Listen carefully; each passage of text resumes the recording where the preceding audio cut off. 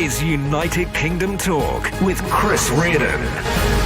Good morning, peasants and millions of viewers all over the world. Welcome along. It's Friday, not Saturday, as advertised. I'm convinced it's Saturday. And I'll tell you what, it's Friday the 14th of August 2020. Good morning to you and welcome along to today's show. The reason I keep thinking it's Saturday is because I thought to myself, if I can get my act together, I might go up north tonight, sort of thing.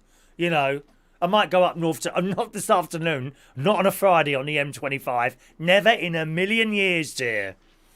I'll tell you what, if you think it's bad going from here to King's Cross on a Friday night, you try and go round the M25 at anywhere between sort of 2:30 p.m. and 8 p.m. on a Friday night. No, don't think so.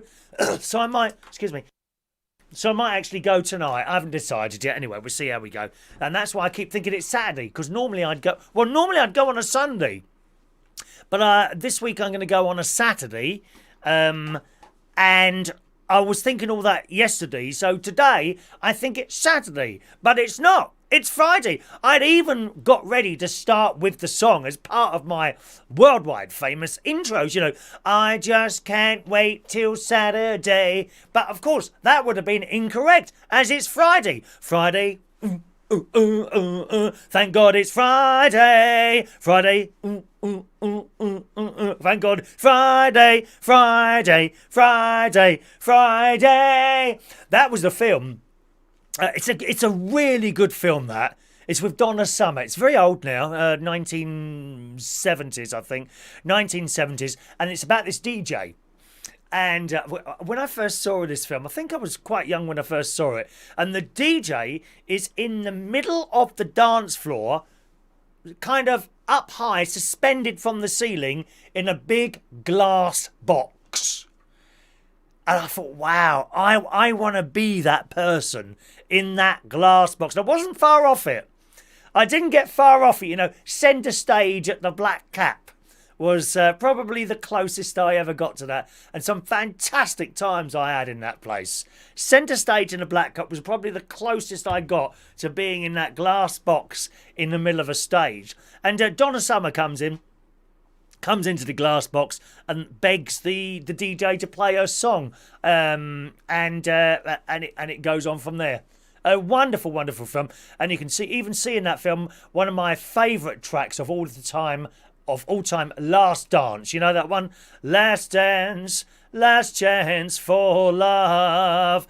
Give me your last dance for romance tonight. Oh, I need you by me, beside me. And that one. Oh, it's wonderful. They used to play that song, actually, at the end of a night out at the Fridge. Fridge is a very, very big dance venue. I don't know what it was before. It must have been a theatre or a cinema, or I don't know what it was before. But it was a dance place back in the 80s, going through the 90s as well.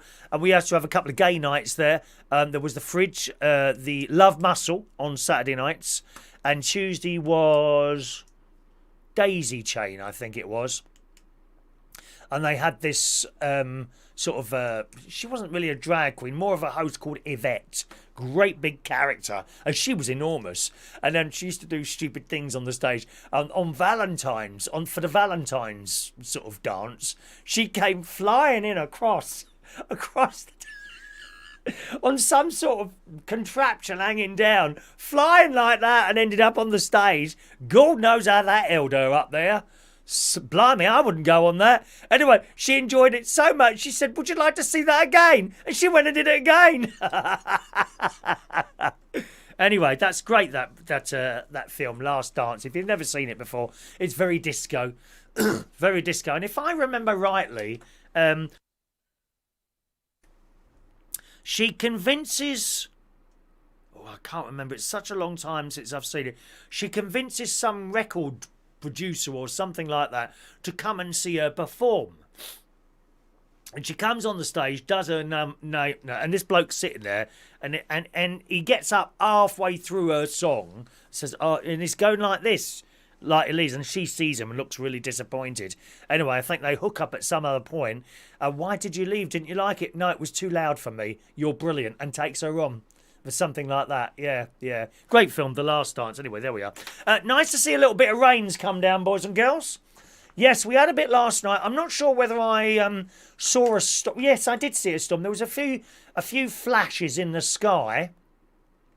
I don't actually know how much rain was coming down, but I was most annoyed. I could hear a drip. I could hear a drip last night. And I think in the middle of the night, things sound much louder than they really are. And this drip, and I thought, oh, I hope that's not the roof leaking. Drip, it was going. Anyway, I closed my windows and I couldn't hear it anymore. I've got 2 windows in my bedroom, one that side and one that side. So I thought, okay, I wonder which side it is. And I opened my side window, couldn't hear it. Then I opened my back window and I could hear it. Right, it's somewhere out the back.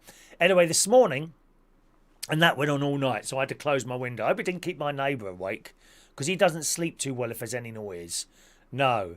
I discovered this yesterday. I'll tell you about that in a minute. And this morning I've come downstairs. Oh, where's this drip? So I'm just standing out and I heard it. And I looked down. Okay, it's really near me. It's got to be here. So if I just wait for a moment or two, it will drip again. And then I saw it. I saw it come out of a join in the guttering. Now, that is the join. I have to tell you that about 10 years ago, I put a piece of gaffer tape there because it was dripping. So that's lasted 10 years, that bit of gaffer tape. That's not bad, is it?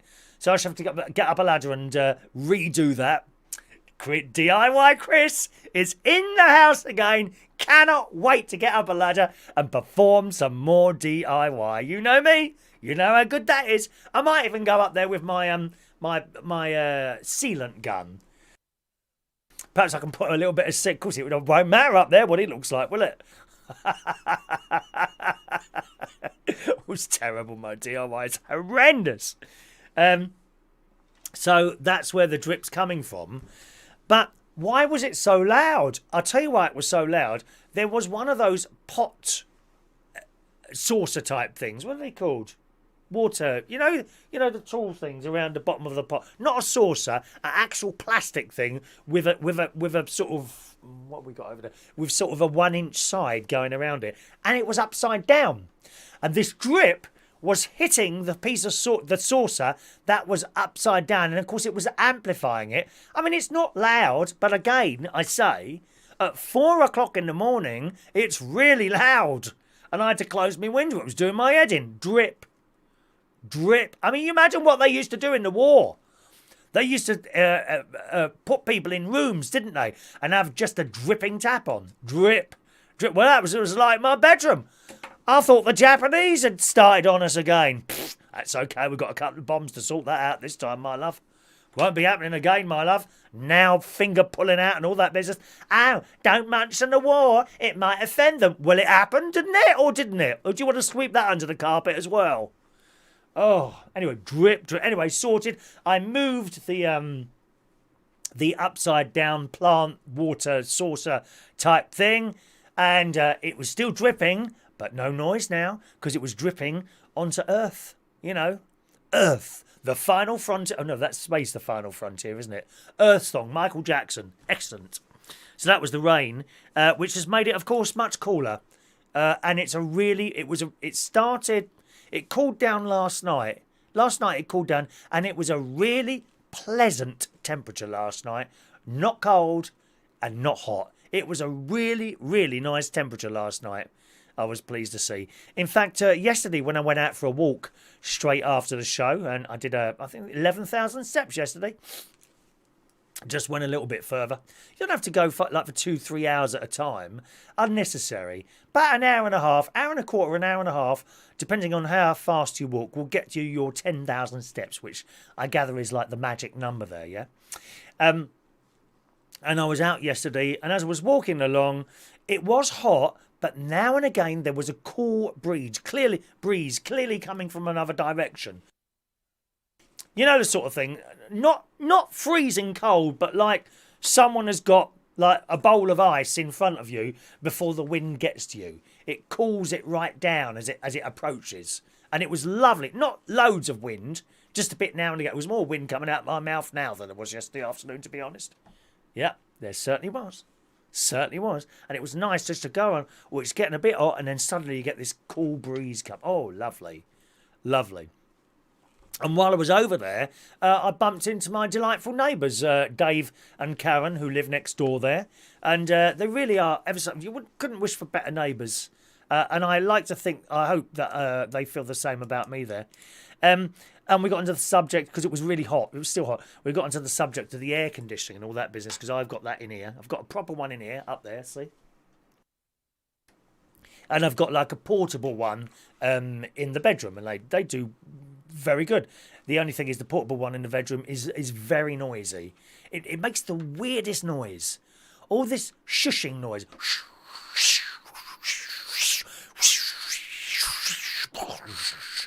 And then the sort of cooling mechanism kicks in like that.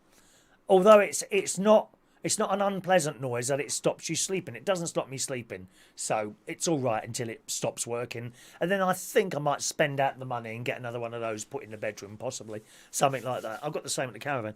And Dave was talking about possibly having a portable one like I've got, because it's a vastly cheaper option than having that put in. That being said, they do seem to be getting rather expensive over the last few years. If you want one of the portable air conditioning ones, the best one to go for, I gather, after looking at various reviews of that, is DeLonghi. DELONGI.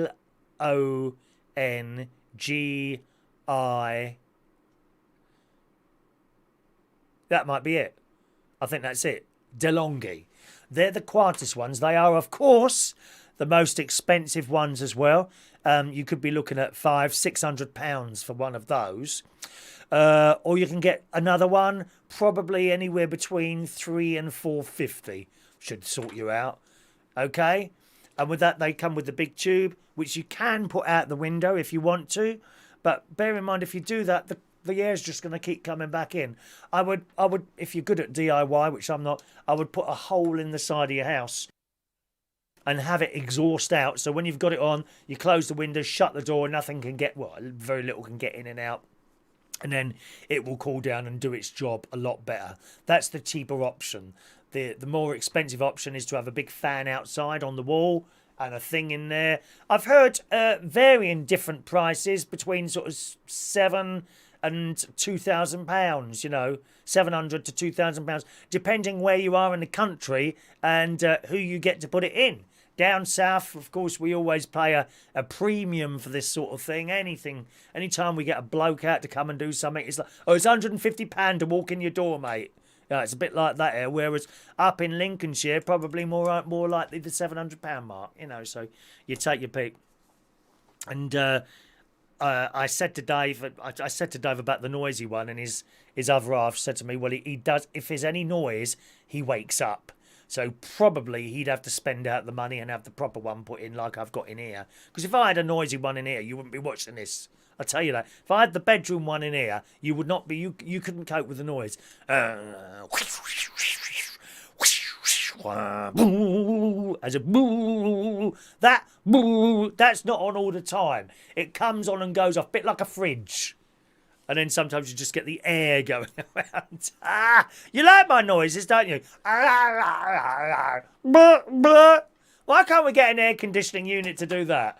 I think that would be an excellent idea, having it something like that, wouldn't you? So that was Dave and Kieran there. We were talking about the weather, and this does seem to be quite normal now. Each year we have a little bit of a heat wave, don't we? I actually don't think it's as bad as it was 2 years ago. If I remember rightly, that's when I first got my caravan in Lincolnshire. If I remember that, 2 years ago, it went on for weeks. I mean, we've had, 2 weeks of this? Is it about 2 weeks? I'm sure 2 years ago it was about 4 to 6 weeks, something like that. And it went on and on and on, didn't it? But there we go. There we are. Anyway, I've had a bit of rain, and it's better now. There's hardly anyone over the forest now. Now that a lot of people are back at work, and are the children at school? I didn't really see any children over there yesterday. But I think in an hour and 15 minutes, I passed 5 people, 2 of which were Karen and Dave, which is good. And I'm kind of still considering going over there with a carrier bag to pick up rubbish, because what you've got going over there now are people that normally go over there rather than people that have got nothing to do. So let's go over there. Oh, and while we're over there, let's take a picnic and leave all the rubbish there for everyone else to clear up. The problem over there is there's no rubbish collector. No one goes round picking up rubbish over there. There's no council member or anything else that goes around now and again to pick up rubbish, which they shouldn't have to do anyway. So, of course, if someone drops it, it sits there. No one picks it up. Oh, it's not mine, so I'm not picking it up. Well, I can't stand it. So I think today, if it doesn't get too wet and rainy, I've got a rucksack, right? And I thought to myself, well, I'll go over there with a couple of carrier bags and my litter picking tool, and I'll walk around. Don't get me wrong, there's not piles and piles of it everywhere. It's just now and again you walk along and then there's a can on the floor. And it's a new one. Still shiny. It's not been there long. Or a crisp packet. And it's bad enough seeing it in the streets of London. But at least now and again the Westminster Council or wherever you are, they come around in their little vans and clear it all up. Well, no one clears it up over there. They don't have someone to clear it up. See? So if just a few people could go around over there and pick up the stuff, I've got my rucksack on, put it in the carrier bag, stick it in the rucksack, then I haven't got to carry anything. And actually, my picking up thing, I've got one of them proper things. Only £10 off Amazon. I've had it years. I've got one of them picking up things. You can also use that as a sort of walking stick. Probably wear the damn thing out if I carry on doing that. So that's yesterday. Came back here, had some campfire stew, which I'd been cooking overnight. So that was nice. What else have we got here? Oh, I nearly got scammed again. Well, I did get scammed again. A different scam this time. Yeah. Now, it's the stamps. I get through an awful... I can't sit still today. Have you noticed that? I get through an awful lot of stamps. Mainly large letter stamps. Now, I think they're about £1 and 5 pence. Or you're probably sending in messages. I'll come to those in a minute. About £1 and 5 pence for a large letter stamp. You know what a large letter stamp's like? One of these. Look. Here you go. That's a large letter stamp, okay? And they're about £1.7, £1.10. I can't remember the exact price. Anyway, I usually order them online, right? So I don't have to go down the post office and get anything like that. And sometimes you get a little bit of money off if you buy a load at the same time. Now, when I say a little bit of money, I mean pennies, literally pennies. But you don't have to go to the post office. They just arrive in the post. Marvellous. So I ordered these stamps, and it was a picture of 8 stamps. 2 lots of 4, right? So 4, like you get in a booklet like this. Bit like that, except it was 4. Because, I mean, these are the first class stamps. In here, you'd only get 4 of them, right? So it says 4 times large letter stamps on the little thing, a little booklet like that. And there was a picture of 2 of them, okay?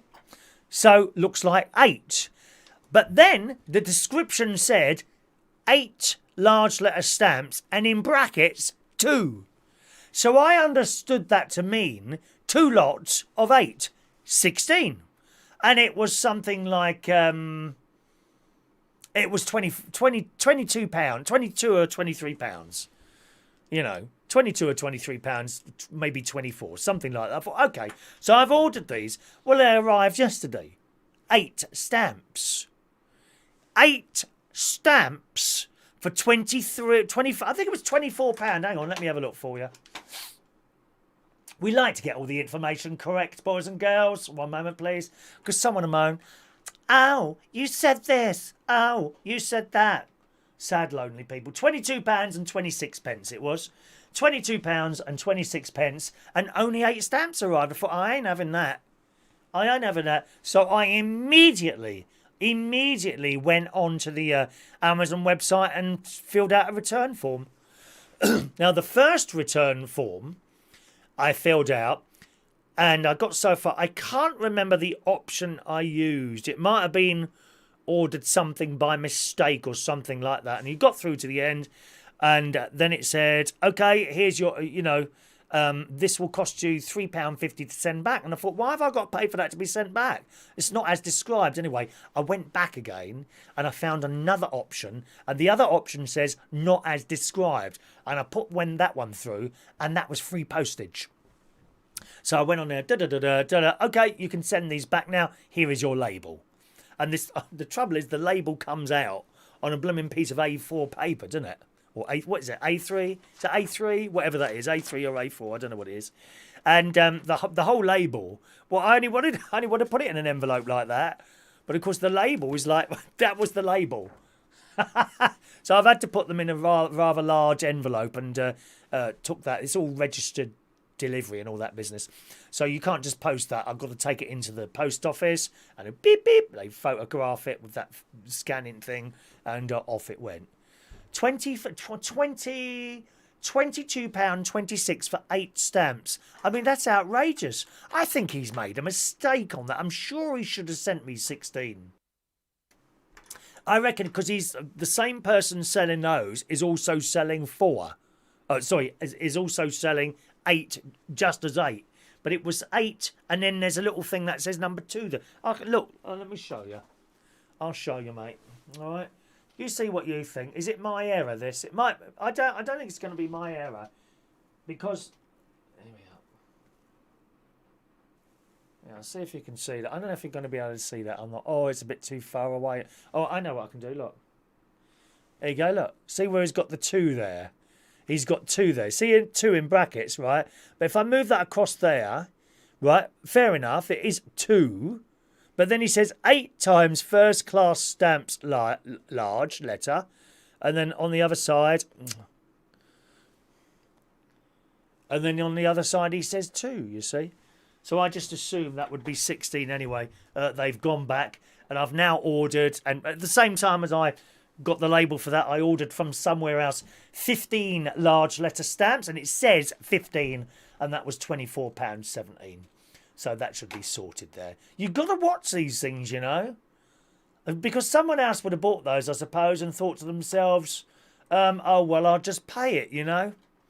I'll just pay it. It's all wrong, isn't it? But there we go. So that's that. What of us are so expensive? Stamps. Oh, my new American Express card came. That was quick service. What was that, 2 days? 2 days, because I did get scammed on that one. They tried to scam me. £200. Someone got my number somehow. Tried to order £200 quid's worth of stuff from Asda. Seriously, clothing from Asda. How embarrassing is that? I hope no one saw my name on the card. £200 anyway. I got one of those texts from American Express. If this was you, please enter this code. You have 10 minutes. No, I'm not having any of that. So anyway, my American Express card arrived. Set that up and quite easy to set up, to be honest. And then I rang them and I said, can I have the 2... what's it called? I wrote it down. 2-factor authentication. Now that is where you order something, and then every time you order something, it sends you a text to your mobile phone, what you have to enter into a little box to make sure that it's you. So I've asked for that to be put on, and that all seems to be working nicely. Good. Then I got another letter, a cheque, thank you very much, £88. Bling! Payment for my solar panel electricity production in the last 3 months. £88. That's all right, isn't it? Eh? £88 for sitting here doing nothing. That was good. I'd done my haircut last night. That was nighttime haircut. There you go. Look at that. I'm getting better at this. Look. No patches. Look. No patches. Yeah, doing my twirl there. I'm getting really good at this. Saved myself about £200 so far this year in not going in the hairdressing and breathing in the virus coming out of their mouths. No, thank you. I don't want to be taking a risk there. That was my haircut. And that's it, really. Busy bee. What about these people on holiday in France? Unlucky, innit, eh? Dear me, that one's on the thing there. I saw someone being interviewed, as usual, on the telly. You know, was it a young person? That's irrelevant, really. Someone we can't believe it. We've been on holiday. We're about to go on holiday. If the government had given me a bit more notice, we would have had to be out being able to do something about it, but they didn't. It's not their fault. Look, the way I look at it is like this. If you were in a war, right, and the other side are coming towards you, but you're not quite ready yet to have... They're not going to wait. They're not going to wait. They're not quite ready yet. Let's just wait over here for a little while until they've picked up their guns and loaded them. They're not going to wait, are they? They're just going to keep coming. It's like that with the virus. You find something else out about it. You find something out. You've got to act now. You can't say, the virus is going to kill 2 million people. But if we wait a week, it'll only kill 1 million. And then that will give the others a chance to get ready. It's just pathetic. It's just how it is. You have to act like that. We all might get a phone call tomorrow, mightn't we? It's out of control here in the UK. You can't leave your house. That's how it is. That's how it is. So it is a great shame. God knows what it must be like trying to get through to Eurotunnel or British Airways or who else? Ryanair. Good luck with that one, mate. Ryanair. They won't even give you your money back. Why would anyone want to fly on Ryanair? In the Daily Mail this morning, hundreds of thousands of British tourists are facing a desperate scramble to get home today after France was added to the UK's quarantine list. Again on BBC Breakfast this morning with the delightful Naga Monchetti. She's back. Naga, isn't it? And miserable Charlie. Miserable Charlie. Why is she with him? Go on with the other bloke. What's his name? Dan. He's not too bad. He seems reasonable. Charlie never bleeding smiles. What a miserable git that is. Imagine having that as a dad. Just miserable all the time. Got to be happy. Happy, dear. Happy. Happy, happy, happy. Innit? Anyway, there was someone on there and he was saying, it was terrible trying to get through to Eurotunnel. We were 1,500th in the queue, right? But then the camera, they put a slide up, they put a picture up of that, and he was something like 1,549th in the queue. But under that, which they failed to mention, under that it says, this means you will be waiting approximately 10 minutes. Well, that's not bad, is it? Suddenly, 1,500th in the queue doesn't sound too bad to me if you've only got to wait 10 minutes. What's he moaning about? What is he moaning about? It says hundreds of thousands of British tourists are facing a desperate scramble to get home today after France was added to the UK's quarantine list. This is in the Daily Mail. The quarantine is set to come in at 4 o'clock tomorrow morning. Yes, and if you arrive after 4 o'clock in the morning and the doors of that plane will open, you will be dragged out by the British Army and put up against the wall and chained and taken to a place of quarantine for 14 days where you will be fed with bread and water. Make sure you're here before 4. You'll be dragged off. The army are coming. Get off this plane. Bam, bashing you, darling, and shoving you into... That's where they have to go, these people. I'm sorry, darling. I don't want to be walking around like this all the time, because people have got off the plane and are breathing over me. Get back! And you'll know they will have been to France because of the garlic on their breath. It's awful, dear. The quarantine is set to come in at 4 o'clock tomorrow morning with an estimated British 500,000 holidaymakers in France. A weekend of chaos looms. I'm sorry. I don't know why anyone wants to go risking it and going abroad at the moment. It's beyond me. I'm really sorry about the travel industry, the people that work on the planes, the people that put the bags on, the people that work in the restaurants at the airports, the cleaners. I mean, the only people who are sort of reasonably safe in their jobs at the moment are the cleaners, aren't they? They need more of them. If you want a cleaning job, I would imagine it's reasonably easy to get one of those at the moment. But everyone else, tour operators, TUI are in trouble now, aren't they? TUI, T-U-I. And of course, they took on so many of the Thomas Cook people, didn't they? Hayes Travel, they took over Thomas Cook, didn't they? But I don't know how they're coping, really. That's like a family business. I've seen the two of those on there. It's a husband and wife team that run Hayes Travel, and of course, you know, everyone else that works for them as well. I don't think they've laid anyone off. They seem to know what they're doing, those two. And whenever you see them on the telly, they're like people that you would trust. Do you know what I mean? You look at them on there while they're talking to you, you know, via the camera during an interview, and you kind of trust them. They seem to be quite well run. I don't know sort of what sort of state they're in. I think they're keeping their cards close to the chest. I really do not understand someone that wants to get in on a plane at the moment. That being said, if you don't, a lot more people will lose their jobs. So it's difficult, isn't it? It says in the Daily Mail, the sudden change in rules has now sparked a rush for ferries at Calais and Dunkirk and a scramble for seats on the old Eurostar.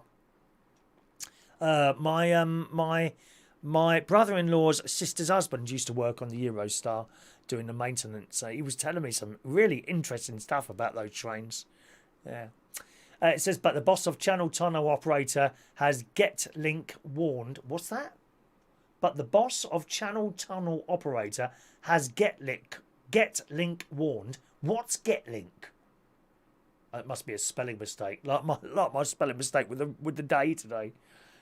Many travellers may not be able to get back to the UK and told them do not turn up at terminals without booking, as trains are already pretty much fully booked. Now, this story came out at 10 to 7 this morning, and it says at that time there were just a handful of spaces available on Eurostar, with standard bookings sold out before 8 o'clock. Tickets are now costing anything up to £303.49 each. Demand, that's the old sale and demand thing, isn't it? Tickets for a seat on a British Airways from Charles de Gaulle Airport to Heathrow quadrupled after the government's announcement. Wow. I mean, in one breath, I say, why are they allowed to do that? You know, a ticket to go from I don't know how much it is to go from France normally to Heathrow would be about £100. How can it go from £100 to £400 just because a lot of people don't want to do it? On the other hand, these holiday people are in terrible trouble. These holiday organisations, British Airways, holiday package people and all those. So they're desperately trying to make the money from somewhere. And an opportunity has arisen, hasn't it? Let's be honest, that's how it is. I don't know how families cope sometimes, you know, because many families, they don't really leave anything in reserve. Now, I've often heard, you know, well, we can't save and all this business. We haven't got enough money to save. And there they are going out to Burger King and, I don't know, buying this, that and the other, which they don't need. They just want. Buying family things, I don't know. You know, let's buy a new 65-inch telly. What have you got now? A 50-inch, but we'd like a 65-inch. They go out and buy the telly. Oh, we've got no money for food this week. Why shouldn't we have any more money? Well, you've just spent it on the telly. Yeah, but we wanted the telly. Yeah, but you didn't have to have it, did you? You had a working telly. Do you see what I mean? There's a lot of people like that around. They just don't hold anything back. It comes in, it goes out, and then a small problem arises. They haven't got the money to deal with it. You must hold a little bit of money back. But you try and tell some people. I've had people over the years come to me, oh, Chris, I'm in a little bit of trouble here. Well, what's your problem? I've got a bit of money issues. Could you lend me some money? And my answer to that is no. I don't lend any money to anyone because it never comes back. It never, ever comes back. I learnt that over the 30 years I was working in pubs and that. It would usually be a small amount. Have you got a tenner you could lend us today? And that would never come back. Oh, I haven't got it today. Next you see them in a few days' time. I haven't got it today. They're sitting in a pub, drinking. Why didn't you give me that tenner and stay in that night? You know. But no, it never comes back. So I never lend anyone any money anymore. Yeah, and it's a shame because they're probably genuine people. I won't take the risk anymore. End of. Happened too many times. Too many times. But one lad came to me. He was a DJ about 10, 15 years ago, something like that. Or I'm in a bit of money trouble. I don't know what to do. So he told me his problem. He owed X amount on a credit card. Okay. How much money you got coming in? Oh, this amount a week. Okay. What do you pay out in rent? He said, well, I live at home. I just give my mum £25 a week. Okay, right. Do you spend money on food? Well, mum does all the food. Okay. What about washing? No, mum does all that. You got a car? Yes, I got a car. Okay. So is insurance paid on that? Yeah, I paid. That's all paid for the year. Right. Okay. Right. I'll come back to you. So I sat here. I said, right, if you stay in for 3 months, you will pay that debt off. Oh, I can't do that. Why not? Oh, I've got to go out. I've got to go out. Yeah, but you've got this debt and you've asked for my advice. I said, I've worked out if you stay in for 3 months, maybe 2.5, okay, don't go out, don't spend any money, you will completely pay off that credit card debt. Oh, no, I can't stay in. Well, why have you asked me then? And that's generally what they say. You give someone a little bit of advice like that, you can sort it out, but they don't take the advice. Stupid people. Stupid people. It's the same sort of issue. You know, someone goes out, oh, wow, a new telly. Let's buy a new telly today. Why is that? Oh, that's got a little thing on there that I haven't got on my other telly. And it's on sale for £500 instead of £700. We must buy that. What's wrong with the old one? Well, nothing, but it hasn't got that feature on it. So then they go and buy the telly. They might borrow the money, buy it on the Never Never, £20 a week or whatever it is. No helping some people, is there? Anyway, back onto this story here about the holiday thing. After a week of speculation, ministers acted on a worsening coronavirus situation across the channel. Ministers ordered travellers returning from the popular destination, France, to isolate for 14 days. The move came after Boris said the UK would be ruthless when it came to travel quarantine, and I think they've got to be. So there we are. And it's got the various different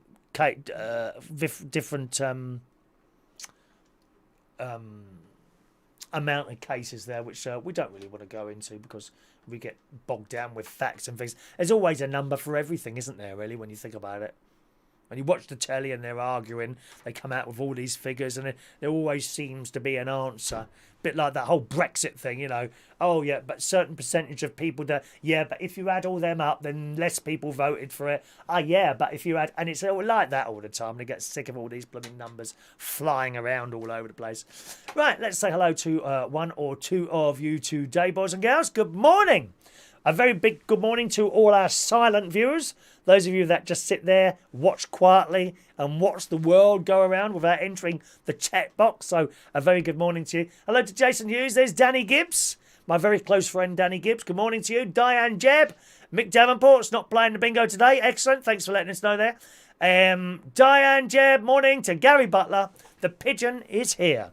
The pigeon is here. Good morning, Gary. Morning to 2 Tickets, Gary Ross.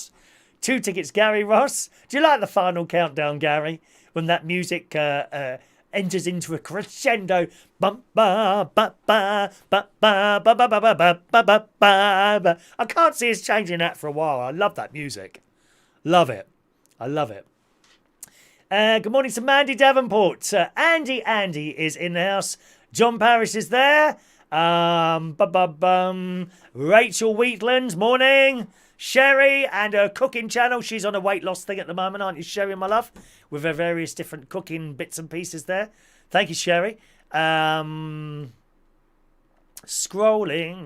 Just scrolling. Fran Green, good morning. Gary Davidson, good morning. Mr. Fun Things to Do with Tech. He does tech. Morning, Fun Things to Do with Tech. Morning to Peter Wright. Quick visit this morning. The quicker the better, Peter. The quicker the better. Morning to Denise Andrews. Hello. There's my very delightful friend, Christopher Woodhouse. He's a little bit ill at the moment, Christopher Woodhouse. So good morning, Chris. Michael Pullman. Hello to you. Driving home today. I'm a radio station today in Michael Pullman's car. Morning, Michael. All right. Scrolling down there. Thunder and lightning, where fun thing to do with tech is. Yes, I saw like flash lightning. It's very dark outside. I don't know if you can see that actually. Can you see that? Does that look dark to you? Yes, it is. No sun coming in there this morning, I'm afraid. Yeah, it's a bit overcast, which could be a bit of a worry if I go over the forest with an umbrella and it starts lightning. But this could be it today. By 12 o'clock, I could be laying in a pool of water with electric bits sparking out at me because I've just been struck by lightning. But like mate mine said years ago, you know, if you're out and you get struck by lightning, nothing you can do about it. You know, he has decided it was your time, and that's it. You know, or she. Oh, that's really sexist. You called God a he. How do you know it's not a she? Sorry. I keep forgetting there are some very left-wing people on this channel. Perhaps there's a little left-wing group on Facebook, is there? You know, why is God made a man? Perhaps there must be a little left-wing group on there that you could join, boys and girls. Morning to Tony King. Hello to you this morning, sir. Young Tony King is there. Parknest. Good morning, Parknest. Michael Lawrence in the house. Oh, do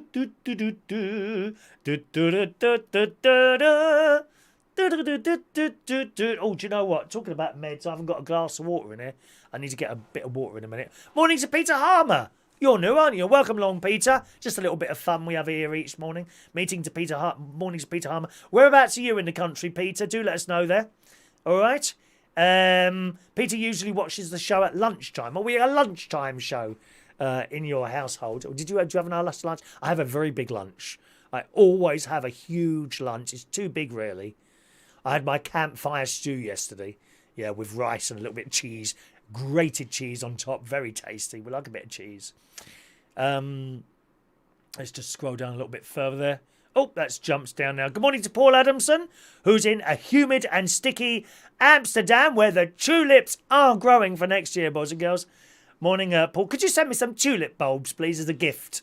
Thank you very much. You could go and collect them yourself. Be once for your lives, Chris in your life. No, your stupid comment. Go for a cup of tea, Peter. You're not going to start this early in the morning, dear. Morning to Mike Rees-Ponto. It's just started to rain in Portsmouth. A little bit of rain coming there in Portsmouth. Talisa Delight. What a lovely name, Talisa. The only other person I know was Talisa. She was a music artist, wasn't she? She was on X Factor. Or she made a naughty film as well, didn't she? Didn't she get done for doing that business? Morning to Daniel Woodhouse. Another one. Everyone seems to be east-north on here. I think some of you just like being near Chris's caravan. Well, I'm not there at the moment, but I might go. I might go today to the caravan. I'll just see how it goes there. All right. Peter's in Battersea. I used to live in Battersea, Peter. Yeah. I think they changed the name of the road. Charlotte Despard Avenue. Do you know that at all? I tell you where it was. There was a big, I think it's private now, actually. There was Battersea Park Library, which we kind of overlooked. The name of the block of flats was St. George's House, which was like long, as in that way, and tall. But in front of us was Battersea Park Library and a very tall block. And it was quite near a pub, the Spread Eagle? The Golden Eagle, something like that it was. So if you were going along the road, we would be on the right-hand side. You went a little bit further, and then Battersea Park Station was just after the junction. That's where we lived. Do you know it? Oh, you do know it. Charlotte Despard Avenue. Did they change the name of the road? I think they did, because there's an awful lot of trouble around there at one point. It was a council flat. I was married at the time. We were only there a few months before it all went wrong. But, yeah, that's where we were. Flat was all right. It was big enough, you know. Yeah, nice place. I sing the Who. What do you mean you sing the Who? You sing? You're a singer? You're a singer? Do you sing the Who? As in the Who, you know, the excellent band from the 60s called the Who there. Yeah, I don't know that one. N-Dubs. Was she in N-Dubs, Toulouse? Bum bum bum bum bum bum bum bum bum bum bum bum bum bum. She did make a naughty film. Oh dear. Where's Battersea Dog's home? Oh, Battersea Dog's home. Well, if our flat was on the right and you carried on, you went across the lights, Battersea Park Library on the Battersea Park Station on the left. Just a little bit further, you start going up a bridge. Battersea Dog's home was also on the left there. And no, is it a no? Is it still a no-go zone there? Gosh, it's been like that for years there. Actually, yeah, I know exactly where you are. Well, welcome along to the show, Peter. It's nice to have you with us today. All right, hope you enjoy our little afternoon of little morning of fun. We're here most mornings, and we also do a bingo. We play bingo on Sunday night.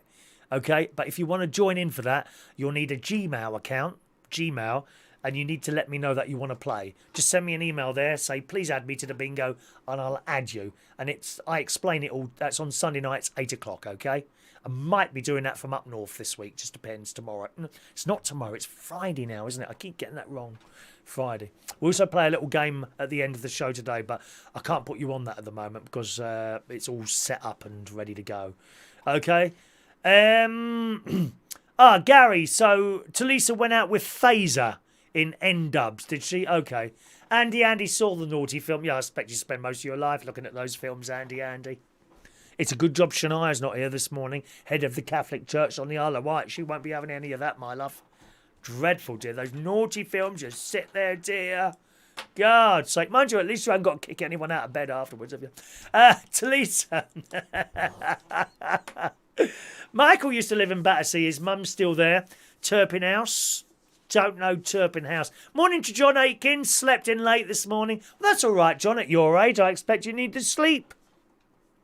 I expect you need the sleep there. All right? Okay, let's do some of these stories for you this morning. Poor Donald Trump. Oh, poor old Donald. He's having trouble with his hair. Surprise, surprise. Is it a comb over? I think he's got a comb over, hasn't he, old Donald? Donald Trump's... I've got to show you this picture. Just forget the politics for now, all right? Just forget the politics. Here we go. Look, we don't do politics on this programme. Here we go. Donald's having trouble with his hair. He looks like a troll, doesn't he? Do you remember the little trolls with the different coloured hair you used to be able to buy? Children used to buy these little model troll things with different coloured hairs. He looks like one of those. Donald Trump's hair-washing moans have prompted a proposed law change on shower head pressure. Oh, you couldn't make it up, could you? He wants to change the law now because his hair looks terrible. Tired of having to spend longer in the shower with just a trickle of water to wash out the shampoo, the fed-up US president stressed, my hair has to be perfect. He's 74, you know, Donald Trump. He's actually 74 years old. The 74-year-old is renowned for a signature look of a year-long tan and permanently blonde hair. Last month, he won laughter and applause while lamenting on low-pressure showers during a White House update on America's economy and jobs. He said, we're bringing back consumer choice in home appliances so that you can buy washers and dryers, shower heads and faucets. I don't know what a faucet... What's a faucet? So shower heads, you take a shower, the water doesn't come out. You want to wash your hands, the water doesn't come out. So what do? You just stand there longer or you take a shower longer. Because my hair, he said, I don't know about you, but it has to be perfect. Perfect. He's off his head, isn't he? Trump has made increasing water flow and dialing back long-held appliance conservation standards from light bulbs to toilets to dishwashers, which is a personal issue. So now his administration is pushing to change the definition of a shower head to let more water flow out. I must admit, I've on my holidays to the States, I'm a great fan of the States. I like Florida. I'm not keen on New York. It's too many people in one place. But I love Florida, walking around there and doing the whole Disney business and all that business. And certainly the hotel showers are all... I've never had a problem with any of the showers there. He said, and then it gets into numbers. Since 1992, federal law has dictated that new showerheads shouldn't pour more than 2.5 gallons of water per minute. His administration change would allow each nozzle to spray as much as 2.5 gallons, not just the overall showerhead, and so it goes on. So Donald Trump is considering now changing the law so that he gets more water out of his shower. How mad is that? Talisa says, can't stand the bloke, but that hairstyle made me wet myself. Well, do you want me to take a break, Talisa? You might want to have a little clean yourself up a little bit. It's not nice to sit there in your own wee. You know, you leave that for pensioners. So if you want to go and clean yourself up a little bit, my love. Morning to Joe Woodrowth. Morning. Morning, Joe. Morning. Yeah, did it say Saturday at the top of the bingo tickets as well? Dear me, I got it all wrong there. I keep thinking it's Saturday for some reason today. Talisa's from Yorkshire. I hear you're a fan of Yorkshire. A fan? A big fan. Beautiful place. God's own country. Stunning place. I went on this train journey once from Whitley Bay, steam train, and the countryside is just so beautiful there. Really is. You know, if I had another half and they wanted to move there, that's it, we'd go. Bye-bye. We'd go, I think. Nice little place like that. I would imagine a little bit lonely if you're on your own, though, okay? Look at that. Rachel put a little black colour troll on eBay a while ago, and she got £79. £79 for them little things? Can you not buy them anymore then? Or was it like an original in like a box that had been unopened or something like that? Yeah, I don't know. Another story here. Fireballs. Have you seen the fireballs in the sky? Yes. Alien craft are watching us. I keep telling you, no one agrees with me. The Perseid meteor shower. Now, always remember to listen to stories, boys and girls, that I tell you, because you never know, they might come up in the quiz on Tuesday night. The Perseid, Perseid, okay, Perseid. The Perseid meteor shower reached its peak last night, resulting in some stunning astronomy images. The celestial event, this is like a celestial event, isn't it, really? Do you think? It's a bit like, you know, this programme is coming to you direct from heaven. Oh, there she is, Mary's next to me. Immaculate Mary, our hearts are on fire. That one. The celestial event happens every August when Earth crosses paths with debris left behind from Comet Swift-Tuttle and also disgusting people leaving their rubbish everywhere. Debris left behind. It's even happening out there in space now. Oh dear. Not only have we got Blackpool Beach filled up with the crap people leaving everywhere, it's coming from the skies. The Perseid meteor shower is scummy, trashy people leaving their rubbish. And now it's flying down from the sky at us. The meteors appear to radiate from the tip of the Perseus constellation, hence the name. Although their peak has now technically passed, you could still try and see some tonight if you look to the skies between around midnight and sunrise. Did anyone see that? That's the sort of thing Rachel would do. She likes stars. It's the sort of thing I would do. It's a shame I wasn't up north yesterday, up at my caravan, because there you can see so much from the veranda of my caravan. Really, you look up all these satellites. You see slow ones. It's funny. It's some satellites are like this. You know, you can see them moving like that, and others are like they're really quick. You see shooting. You see so much up there. Really good. But I do like looking. I've got my binoculars as well, but unfortunately they're up at the caravan. Only £35 for a pair of binoculars. If you're interested in looking at stars and things like that, highly recommended. You know, don't waste your money on a telescope. Not until you've sort of, I really like using these binoculars. I'll upgrade now to a telescope. Don't buy a child's one, though. You know, you need to get advice on that. Someone you know, perhaps, or do lots of research. Don't just buy a telescope. Oh, that one looks cheap. You'll be disappointed, I think. Okay. What about this old bag, bride's mum? Now, they like to be, in many cases, the centre of wedding activity, don't they? Bride's mums, they take over. Oh, dear me. When I used to DJ, this was back in the 80s, I used to be a mobile DJ, you know, weddings, birthdays, bar mitzvahs, first Holy Communions, anything like that.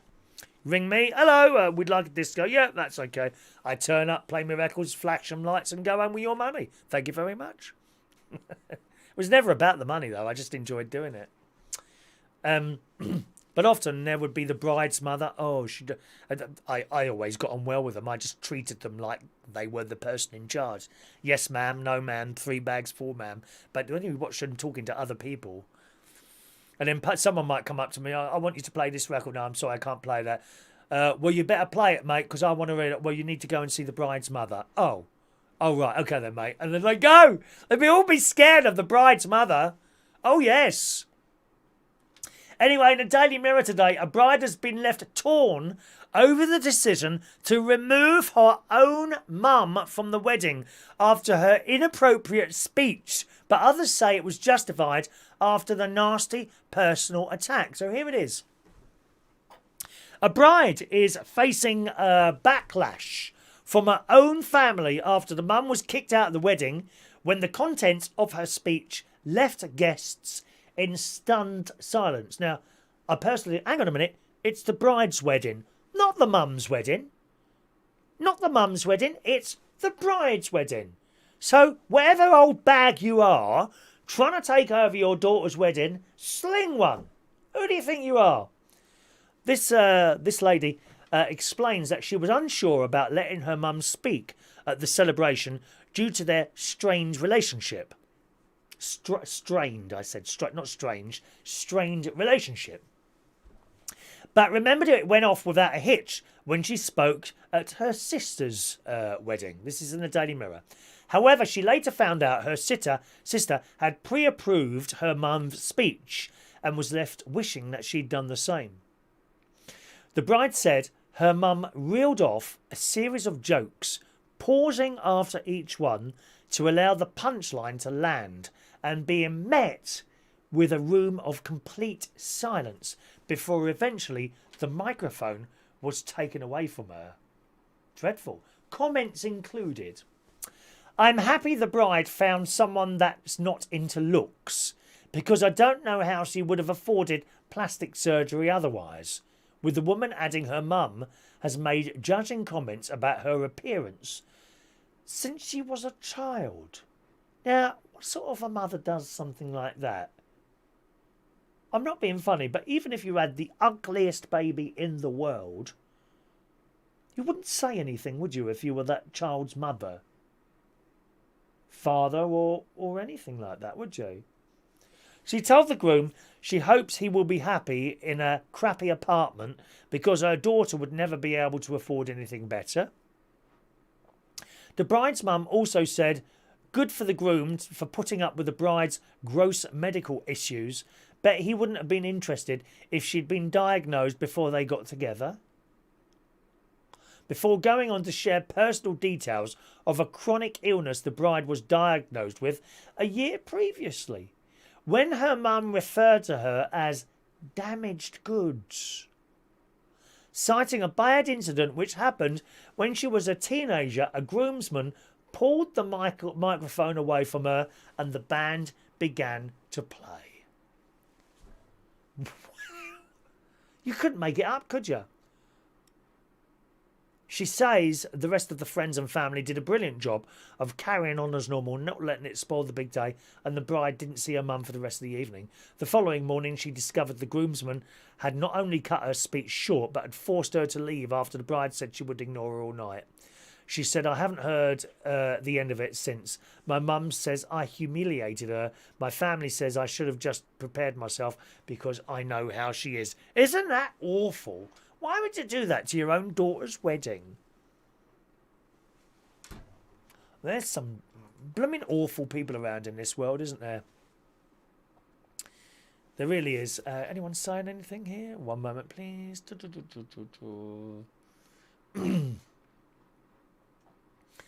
Good. People are welcoming Talisa to this madness. There's some funny people here, better than the TV. Oh, you'll find loads on YouTube. Have a look around all the other channels. We've got some good characters here. There is another bloke. He's still not back yet. Gary's British talk show. He's usually on 8 till 9 before me in the morning. But he's had a virus in his computer and he's still not back. That's over a week now. I must send him a message. So he might be here actually. Sometimes he's here on the show with us. But like to find out what's going on with his computer. He's had a bit of bad luck there, I think. Rachel says, what a horrible mother. Yeah, awful, isn't it? Isn't that awful? It's a bit like that. Who's that? Meghan Markle's father. Oh, what's his name? Harry Markle? No, that's oh, God. You know, Markle's father. What's his name? I can't remember his name now. Mr. Markle. We're calling him Mr. Markle. You know, Harry goes in the papers and, oh, my daughter won't talk to me and all this business. How sad and pathetic are you that you got to go to a newspaper, right, and talk about your daughter? Doesn't matter what's gone on. You just don't do that. They're attention seeking, that's all it is. Attention seeking. Thomas, that's it. Thomas Markle. Thomas Markle. Wow, what a wonderful father you are, mate. Going to the newspapers and telling us whether or not, it doesn't make any difference whether your daughter's done this or done that or whether she hasn't done it. Makes no difference. How can you go to a newspaper and just come out with all this stuff that your daughter... Oh, it's just horrendous. Horrendous. Horrendous. Right, a tourist is fuming, boys and girls. Let's do a fuming look. Very angry. Mick Davenport's good at doing an angry face. He likes to have an angry face, Mick Davenport. In the Daily Mirror this morning, this is just awful. After a long day out on holiday, you're probably going to be pretty hungry, especially if you've been hiking. I like to do walking. Incidentally, all that walking I'm doing, my feet don't hurt anymore. Is that strange? Perhaps I've got really used to it now. I think my feet have got used to the long walks now. One tourist recently found themselves in this situation after going on a long mud-flat hiking tour. We're tired just even thinking about it, to be honest, it says in the story. Following the tour, they headed out to eat at a restaurant in Amrum, which is an island in Germany. I didn't know Germany had islands, do they? Situated in the North Sea. But it's fair to say they were left feeling rather unimpressed with the food and like they'd been ripped off. The bloke shared a photo of the salad they had ordered, which cost around £5.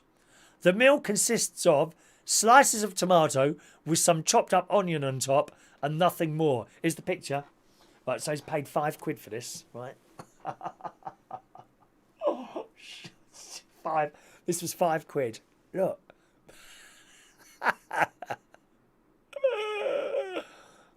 Terrible, isn't it? Chopped up tomato on top of it. Chopped up onions on tomato. £5. Cool. They later added there wasn't any seasoning or dressing on it at all. One person said, you got ripped off. It was €6, £5 approximately, you know. Well, I wouldn't be happy with that either. But then again, you know, it has to be said. You know, you go into a restaurant, the prices are clearly there. If you don't want that, why order it? Unless you're that hungry. Sometimes there has been occasions, I'm sure there has in your life, where you've gone somewhere that, oh, that's a bit dear, or don't like the look of that, but I'm really hungry, so you buy it, don't you? You know. Morning to Mark Bowles, just joining us rather late this morning. Late night, Mark. She keep you up again all night, did she, my love? Oh, dear. Good morning to Mark Bowles. Morning, Mark. Fran says because he was offered money, that's why he didn't care about his daughter at all. Yeah, that was it, Fran. That's exactly it. No, I've got no respect for that nasty piece of goods, Thomas Markle, at all. If you've got some sort of problem with a family member, you do not go to the papers and start screaming and shouting about it. And if she doesn't want to know, she doesn't want to know. And you have to walk away. And that's it. What else can you do? No point. Yeah, you can bang your head against the brick wall as much as you want. If she doesn't want to know you, she doesn't want to know you. That's it. End of. Rachel, the meal there reminds her of Mr. Bean's holiday when he put onions on a cocktail stick. Yeah. To Lisa, £5. I best get in the kitchen and start making some money on my own for 10 quid. She's going to do the same meal to Lisa for 10 quid? Do you remember the Mr. Bean one when he was having a birthday party and he wanted to make twiglets, so he went out and chopped the twigs off a tree and started cutting them off and put them on the plate. Twiglets. Oh, Mr. Bean, how funny was he, eh? Mark Bowles, thinking about Chris when at the gym working up a sweat. Of course you are, darling. There you go. There you go. I like to hear that. Renewable energy is doing very well. I'm very much into renewable energy. What I said to you at the beginning of the show there, I've got £88 for the last 3 months. I've got solar panels on the roof. I get 4 payments a year. The 2 big ones are now and the next one. And then you get smaller payments in the winter, probably about 30 quid in the winter months. And you get sort of 2 lots of about 80 in the summer, which is not bad, is it, eh? But here we go. Solar. Renewable power from wind turbines and solar panels across the world have produced 10% of the world's electricity in the first half of this year. That's good, isn't it, eh? See? It's going up slowly. Nothing is instant. You know, there's nothing to suddenly turn on and replace all the oil and gas. That's not going to work. It can't work. The stuff isn't there. But it's coming along slowly. The independent climate think tank Ember compiled the report and found that the increase in renewables came as coal-powered generation declined to the lowest half-year level since at least 1990s. Coal's the most polluting one, so they say. I mean, we're not scientists, are we? We don't really know. We just go by what other people say, don't we? And it goes on. So that's brilliant. It says overall electricity demand actually fell by 3% during the 6 months due to lockdown measures to slow the speed of the coronavirus thing. Ember's report into power generation levels up to June. Examine data from 48 countries which make up 83% of global electricity production. Then it goes into numbers and all that. But I think that's brilliant. In fact, China produced 10% of its power from wind and solar energy, and the United States produced 12%. I would imagine we are over that. Let's just see if it says anything. Oh, it says EU. Yeah, I mean, Europe and here you go. Europe and the UK saw the largest contributions from wind and solar. 21% in Europe, right? We, here in the UK, made 33, a third. We made 33% of our electricity from renewables in the first half of the year. That is just brilliant. I knew we were way ahead of everyone else. You've only got to go around the country and see places like Skegness. And when I drive back down from the north to the south, I go past quite a lot of wind farms as I'm going around. Do I think they're ugly? No, not really. I think they're a necessary thing. But when you're in places like Skegness and around the coast, you look out, you can see them in the water. Great big things turning around, providing electric. I think they're brilliant, those things. 33% this country made. And still, the old left-wing groups are out there in London sticking themselves at lampposts. We're not doing enough. Well, we're doing a lot better than most people. Don't see these people getting on a plane and going to China and sticking themselves to lampposts there, do they? No. No, we're doing really well. 33% we got, and I have solar panels, so I'm making my little contribution to that as well, boys and girls. I'm very pleased to announce that. A little contribution to the electric. Anyone else got solar panels? Or maybe you've got one of those wind turbines, have you? Again, up in Lincolnshire, some of the farms have got, they generally have one, like a little wind turbine. You've got the great big ones, huge, enormous things. Some of these farms have smaller wind turbines. I suppose the turbine tends to be just a double blade rather than 4. I've seen quite a lot of those. They've got double blades and they're on kind of a mast, I suppose, about 40 feet up in the air, maybe 50, something like that. There's a few in Lincolnshire. You can see them next to the farmhouses and they're just turning away, providing free electricity. I don't know how much one of those is. How much is a small wind turbine?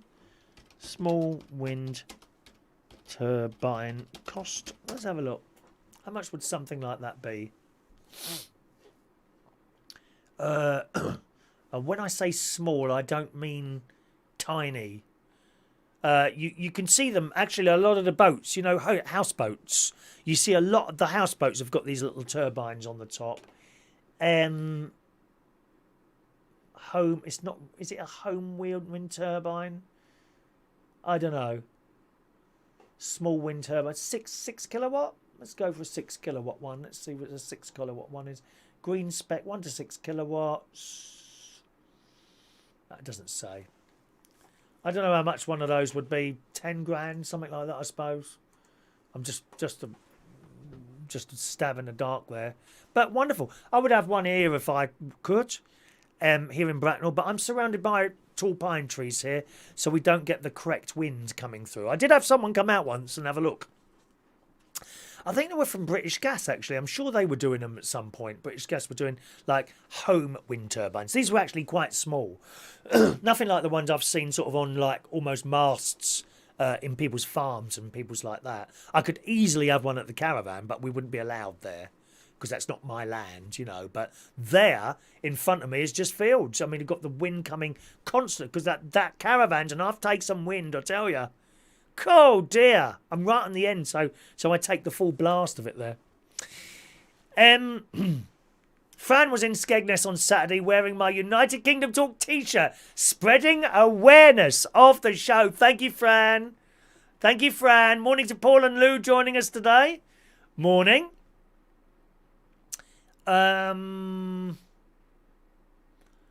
Right, too many turbines now ruining our beautiful countryside. Oh, okay then, well just turn off your computer and all your lights. Be done with it. Don't have any electricity then. Can't always come from coal and gas.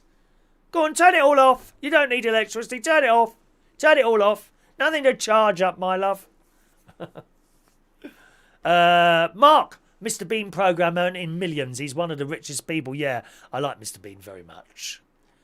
Perhaps you could like come round here and sit here and watch Mr. Bean with me, Mark Bowles. That'd be quite nice, wouldn't it? Eh? Anyone driving in London? As you know, boys and girls, Hammersmith Bridge has been closed for some. Remember, always listen to the news stories. You never know some of them might come up in my Tuesday night quiz. Hammersmith Bridge has been closed for traffic in London for some time now. The traffic has kind of got used to that now and it's going around other ways and what have you. But you have been able to walk over it. You've been able to walk over it and cycle over it until yesterday. It's all going wrong there. Hammersmith Bridge in the metro this morning has now been closed to all members of the public after safety inspectors found the recent heat wave has worsened cracks in the 133-year-old structure. Even boats will now no longer be allowed to pass under the bridge, which is used by up to 16,000 people every day. A repair bill of £140 million could be needed to keep the decaying bridge secure in the long term. Hammersmith Bridge has been closed to motorists since April last year due to critical faults. You remember when they closed it? Found by safety sensors, but it was still open to cyclists and pedestrians while repairs are carried out. But recent inspections carried out as part of an ongoing restoration revealed that blistering heat over the past few weeks has caused cracks in the bridge to expand. Well, that'd be good, wouldn't it? You're walking over there, you fall through a hole straight into the River Thames. This is we must have a Thames noise. Just a moment. We've got to have a Thames. I haven't played that for ages now. Where's my Thames? ITV, idents. There it is. We'll just do that part of the story again, boys and girls. Are you ready for this, Anorax? Are you ready for this? Ready? Yeah, you don't want to be walking over that. You go straight for a hole and fall in to the Thames.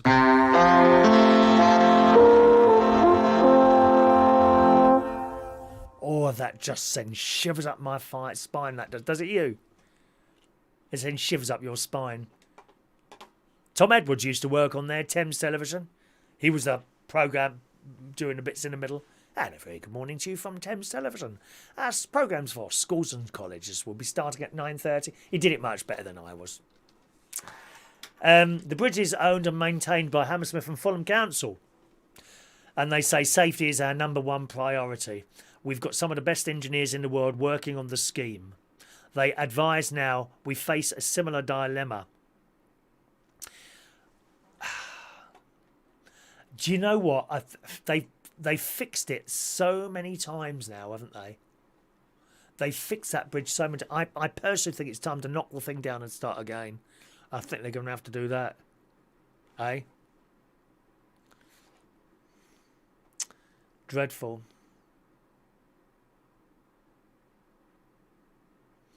What's that there? Okay. Just a moment. There we are. Gone. I got rosary beads, Gary. I think they're here, aren't they? No, they're in the bedroom. I got rosary beads. Oh, another one there. Just a second.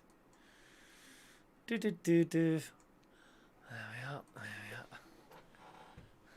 Just give me a second, boys and girls. Just deal with a few little things going on here. Have you got HTV? I might have. Might have HTV. Do you want me to play HTV? Do. What's that? Let's not get political here. Just ignore them. They go away eventually. There we go. All right, just ignore anything political. Don't need to answer them. Just ignore them. They go away eventually. There we are. Good. There we go. Right. Lovely. Done that. Right, now, if you can you just give me a second there, and I must go and get a little drink of water for my pills. Okay.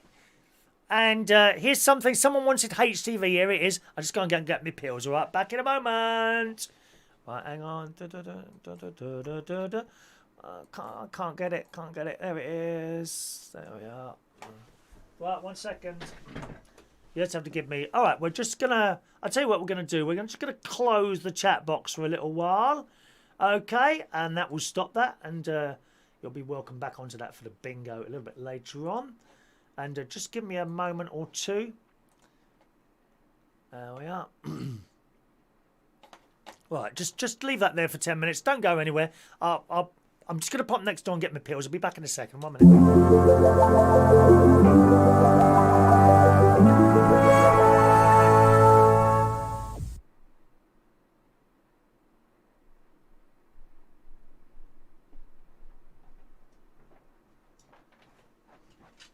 Sorry about that, gang. I've just I forgot the water today. Rather than can't have pills without water. Well, actually, once I did.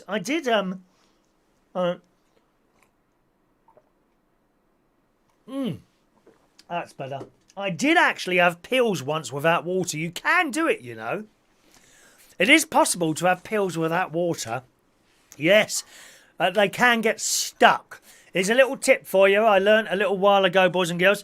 If you've taken a pill and it feels like it's got stuck, I learnt this from the excellent Australian science man, Dr. Carl, who I've got an enormous amount of respect for him. He's great. He's on our Australian radio station. National Youth. Oh, Christ. Can't remember the name of the radio station now. Incidentally, you want to just send a message in just for 10 minutes or so. You can still join in the show. Just send your email there and I'll have a look there, okay? Although, obviously, you'll only be able to talk to me and not anyone else on there. Oh, thank you, John. John Parrish has sent in a couple of pictures there, which I'll deal with. That's for tomorrow's show, Saturday's show. Okay, I still think it's Saturday. How mad is that? I still think it's Saturday at the moment. All right. Super Rats. Super rats are possibly coming to you, boys and girls. Yes. A woman has been warned, this is again in the Metro this morning, a woman has been warned she'd not be able to get rid of a massive rat infestation at her family home because they appear to have developed an immunity to poison. Rats are coming and there's nothing you can do to get rid of them. Oh, that's frightening, isn't they? This lady says the fearless animals are as big as cats. Kitty. I've got a cat video to show you. It's coming up after this story. I'll show you the cat video, okay? Actually, can we swap that? How many we got today? Let's have a look. 30, 32. Okay, there we are. Okay, for just 22 likes, I'll show you the cat video. 22 likes, I'll show you the cat video. Got 12 at the moment, so we only want another 10 of those. All right, my loves? Anyway, back to this story. This lady says her and her son, 7, are afraid to sit in their own house and garden because they can hear them scurrying around and making nests in the walls. I used to have that when I was invaded by squirrels. Frightening. This lady claims the problem began when a row of garages out the back of her home in Milton Keynes started being used by fly tippers. Oh, dreadful. Who created a growing pile of disgusting rubbish. She says her landlords have spent £1,500 paying for a private pest control company to try and eradicate the rodents. I like that word, eradicate. How can we use that in a sentence? Peter Wright will be eradicated from this channel. Do you like that? Is that a good way to use that sentence? Peter Wright will be eradicated from this channel. But she's been told the problem is now unsolvable. The receptionist says, I'm paranoid every time I hear a noise. People say rats are nocturnal and wary of people, but these ones just don't care we're here. It's like we're living in their house now. They run right up to you when you're in the garden and they scurry around my wall cavities all day. Oh, it must be awful having them in the walls. The pest control man has been a few times, says it's unsolvable now, and unless everyone on the estate does something about it, it's only a matter of time until they're in the houses.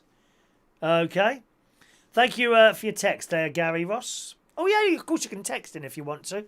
Remember, you can only talk to me at the moment. The chat box is off. So if you want to text, use the text number, top left-hand side, or you could do an email as well. Just for a little while, okay? Until the trolls have gone. Don't do political stuff on this channel. Faye said that the pest control company tried to lay poison for the rats, but it was eaten up with no visible side effect. Don't try that at home. Oh, I wonder if this poison works. You might be dead. We can't afford to lose viewers on this show. She said the rats are building up a resistance. They really are super rats, the size of young cats. Gosh, that must be frightening. Imagine that, having a problem like that, and they can't get rid of them. That's awful, isn't it? Awful. Oh, well, that's the way it is. How are we doing? 18 likes, come on. Only another 4 likes and I'll show you. You want to see the cat video? This will be the 3rd time you've seen this cat. Have I or have I not yet succeeded in bringing him into my house? I have a cat that visits. I'm a massive fan of cats. Sadly, I'm a little bit allergic to them as well. And I had a really big problem with my asthma at one point. I had 3 cats over a period of time. At one point, I did have all 3, and gradually they left this world and went somewhere else. The last one was my mum's cat, Katie, who I took on when my mum died, and I had her for 18 years or something like that. And I lost her a couple of years ago now. I haven't had a cat since, and I do miss having a cat around. I really miss having a cat around. Anyway, when I'm out and about, I see cats, and sometimes they run away from you. But sometimes they come to you. Cats come to you. They choose you. And that appears to be what's happened with a certain ginger cat that obviously lives around here somewhere. Looks like it's very well looked after. And it's been coming to my house. and I've been feeding it. But it won't come in the house. It stays outside. It won't even come in the porch. It just stays outside there on the grass. And yesterday morning,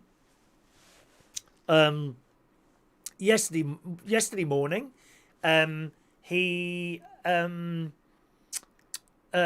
was literally outside the kitchen meowing. I was in doing my breakfast in the morning. Meow, meow, meow, like that it was. What's going on there? The cat's outside. I've gone out there. It's all over me. Ran my legs, all this business. It's lovely. And I see that we now have 23 likes. Have I managed to get the cat into the house yet? Watch this. Come on in. Come on. Welcome to my home. Come on. We'll have a look around.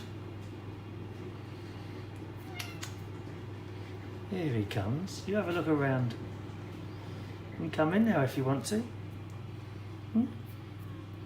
All right. Hello. Welcome. Welcome to your new home. Oh. Where have you gone? Come round here. There you are. Hello. Hello. Hello. Hello. Welcome home. Welcome. Come on in and close the door.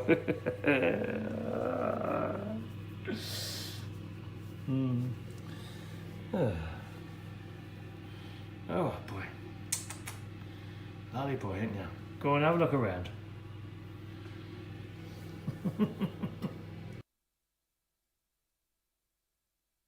There he is. He loves me. You see him rubbing himself against my legs. I got a new friend. I got a friend in Jesus.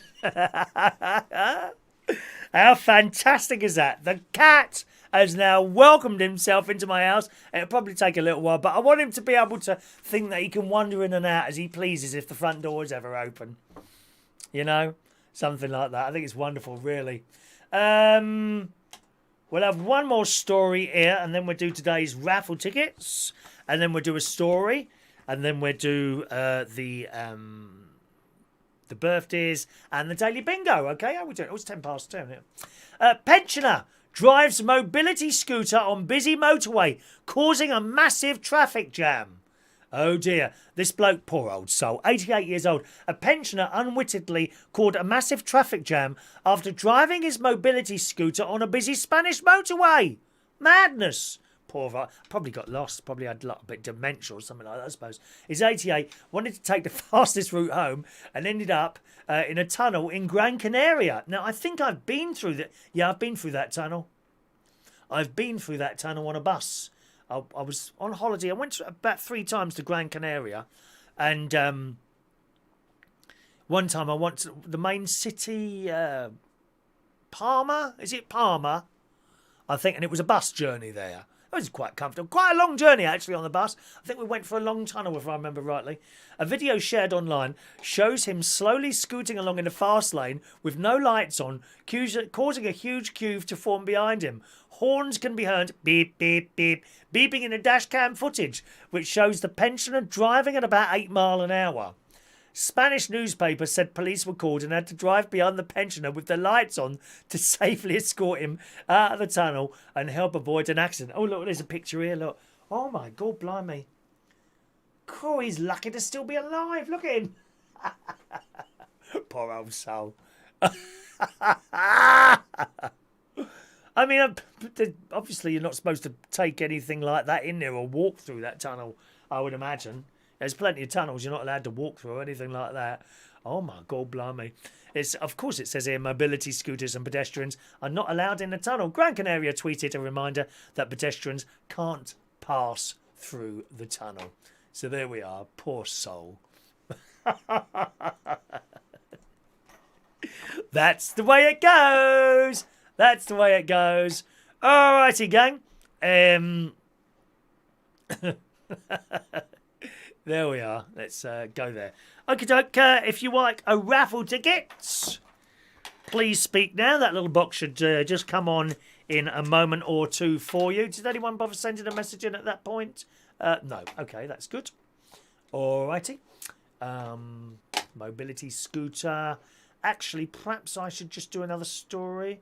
Let's just do one more story. Thank you. Rachel says, what a beautiful cat. He's got some lovely tabby cat markings on him. Oh, he really is. He's so friendly.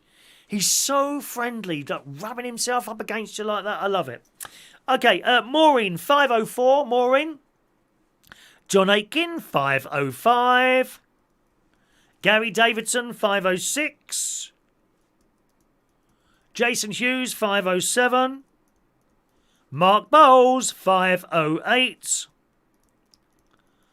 Michael Lawrence, 509. Andy, 510. Tony King, 511. Rachel, 512. Diane, 513. Hope I get my walk in today. It's not too wet. Mick Davenport, 514. Fran Green, 515. Gavin, 516. Paul and Lou, 517. Joe Woodruff, 518. Denise, 519. Anyone else? Anyone else want to refer? Oh, I've done those quick today. Look, how quick was I then? My little hand is moving faster and faster. Which will please Mark Bowles, probably. Let's have a look. There we are. Denise Andrews is done there.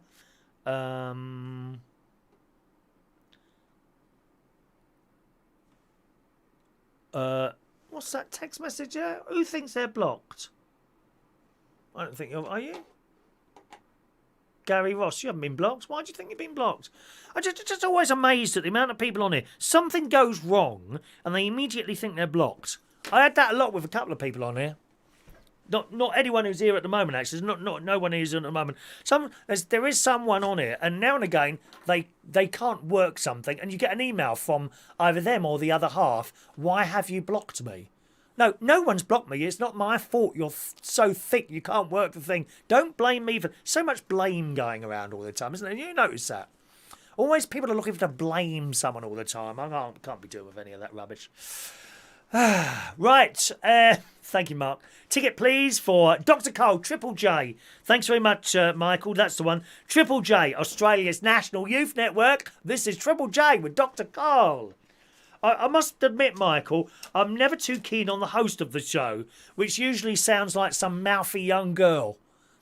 I'm not keen on the hosts of the show, but Dr. Carl, I like to listen. I haven't heard him for some time now, Michael, I must say. 521 for you, young Michael. All right? Michael Pullman. Anyone? Hello, Shania. There she is. Shania's in the house. 522. There must have been a reason you were blocked there, Gary. Were you replying to him in the same sort of tone? Just ignore those people. We don't do any sort of politics or any racism or anything like that on this channel. So perhaps if you were answering him, even in the same, just wait until they're blocked and that's it. Thank you very much. And Paul and Lou do their best on that. That's all we need there. Okay, well, I think that's a little bit rude. I think I'll... yes. Okie doke, boys and girls. Where are we going now? Let's do today's birthdays. Today's birthdays. It's birthday time. Happy birthday on this Friday. It's Friday, not Saturday. Happy birthday on this Friday, the 14th of August 2020 to Lola Roxys, 27 years old.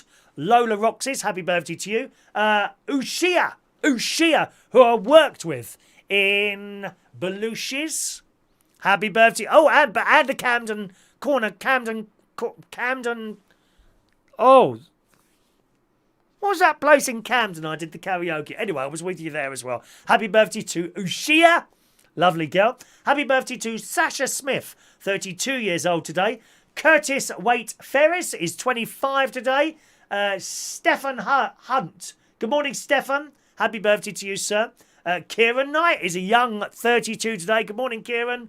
Long time no see. Andrew Malone, lovely Andrew, 49 today. Jason Benny is 46. Scotty O. Westwood, happy birthday to you. Peter Zane Rai Oki, think I got your name right. Happy birthday to you. And Carl Clinton, it's his birthday today as well. Happy birthday, everyone.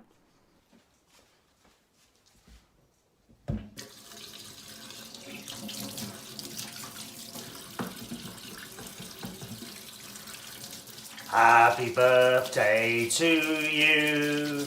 Happy birthday to you. Happy birthday, happy birthday. Happy birthday to you. Twice, coronavirus. Happy birthday to you.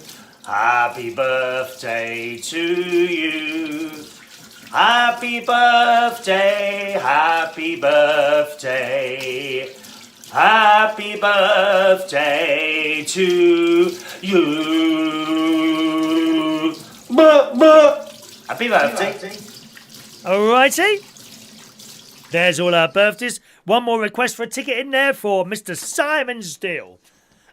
Ticket number 523 for Mr. Simon Steele, alright? 523 for Simon Steele. Alright? Okay, boys and girls. Oh, thank you. Terry Turner sends a £1.99 super chat this morning. Oh, do you know I haven't even mentioned the prize this week, have I? I haven't even mentioned the prize on the whole show. Here we go. Oh, just a moment. Here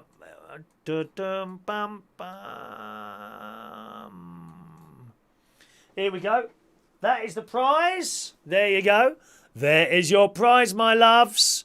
That's the prize for this week's Super Chat. Every time someone sends a £1 Super Chat, I will give you a free raffle ticket. Here we go. You get 2 free raffle tickets, Terry Turner, 948 and 949 on the pink raffle tickets. All right, Terry, you could win the hat this week. I hope it'll go on your head. You never know. You never know how much I love you. There you go. All right, darling. There you go. 948 and 949. Ah, Gary Butler's working now. Excellent. 948 and 949. There you go. All right. Okie doke. Where are we going now? That's your prize.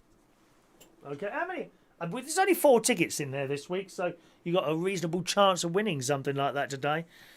Okie doke, boys and girls. Right, are you ready for this morning's bingo game? It's time for this morning's bingo game. Yes, indeed. Did you receive your little bingo? I think it said Saturday at the top. Just ignore that, Saturday. Okay, let's bring up the bingo board. Someone will now have the opportunity, boys and girls, to whip. Oh, it's not worked again. That keeps happening, that does. One moment, please. Is that up there all right? Hang on. Maybe I've got to do that and do that. There it is. It is with us now. There we are. So is that on there now? There it is. There's our bingo board. You right, Adam the plumber? Yeah, baby. Adam is in the house. Who's going to win? Yeah, Adam.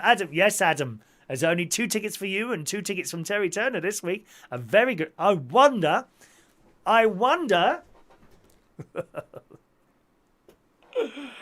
Oh, dear. Just a second.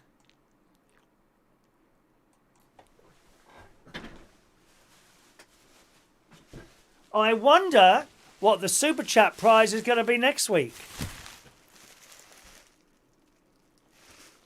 Now, these are not the same as the ones you've already got one. These say on there, look, they say. It's the lockdown edition. It says on there, UK lockdown 2020. That will be the Super Chat prize next week. So that's Thursday to Thursday from next week, just so that you know. So that you can be prepared. You can prepare yourself for that. This week, it's one of our delightful, keep your head warm at all times hats. There you go. All right. So I just got one of those in for people there. Morning, Peter Paliwoda. Just on here this morning as well. Just joining us, Peter Paliwoda. Greetings to you. Maureen says, I used to feed a cat that daily came into my garden. Then the next time it came, it had a big note fixed to its collar saying, please don't feed me. I expect that will happen to me at some point as well. I don't suppose for one moment I'm the only person that feeds that cat. Hang on a minute. Let me read the whole message here. Then the next time it had a big note fixed, please don't feed me, it made me sick.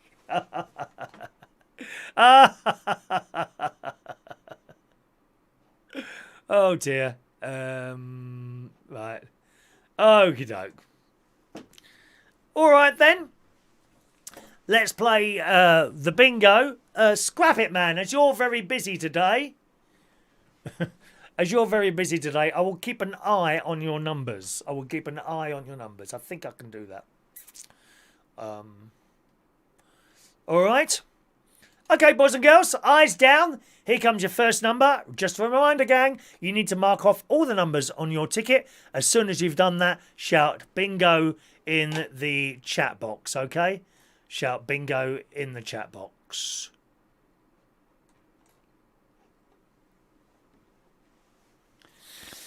Here we go.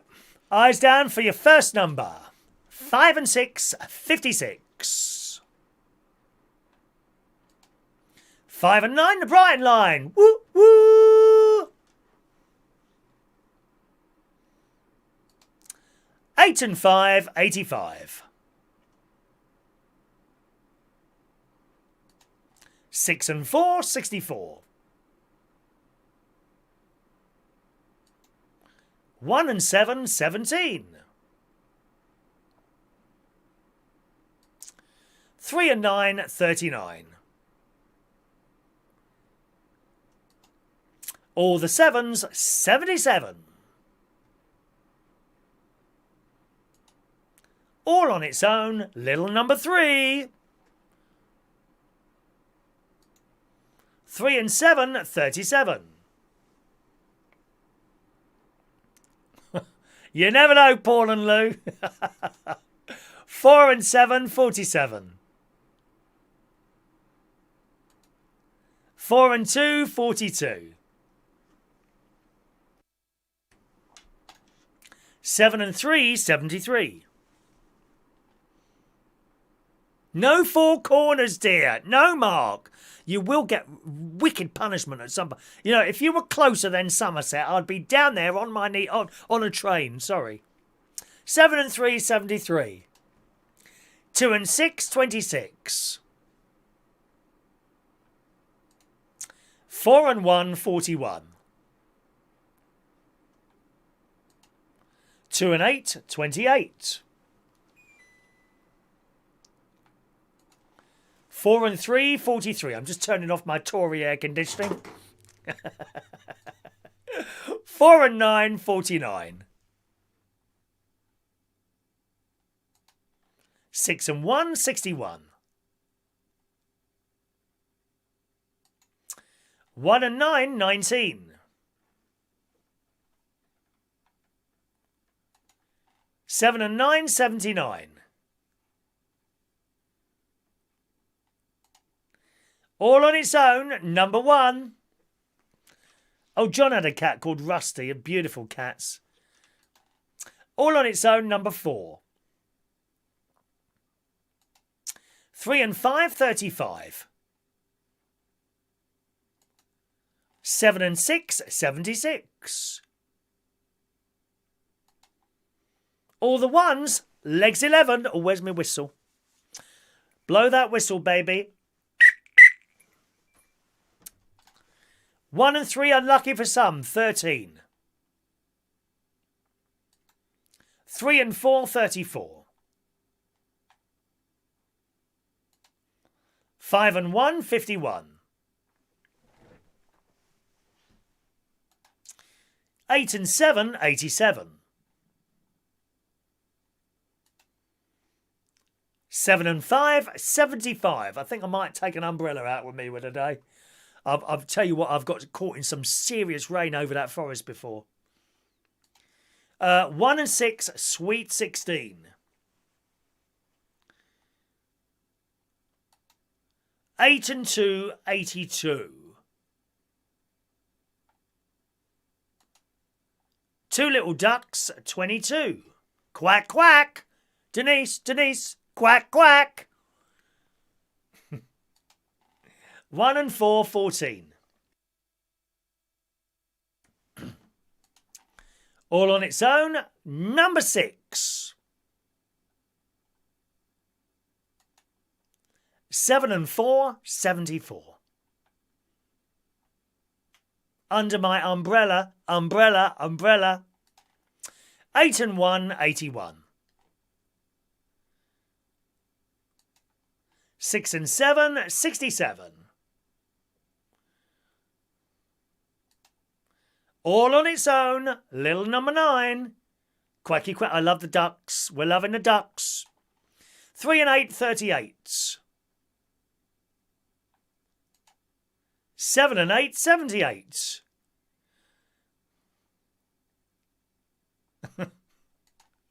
Two and 5, 25. You don't need to make a calendar, just turn up any time, Mark. 5 and 3, 53. Does anyone give you as much attention as what I do? I bet she don't. 4 and 8, 48. 1 and 5, 15. 2 and 7, 27. 3 and 2, 32. Boris's Den, number 10. All on its own, little number 7. 3 and 1, 31. Morning, Martin. 8 and 4, 84. A nude jogger. Oh, what's all that about? I don't think I'd like to see nude jogging going on. I bet they were really unfit as well. You only see unfit people taking their clothes off in public, I tell you that now. 4 and 6, 46. 1 and 2, 12. Mark Bowl says, will I be allowed to use your loo? Well, yeah, you will, but I mean, there's a load of public toilets as well. I know all of them.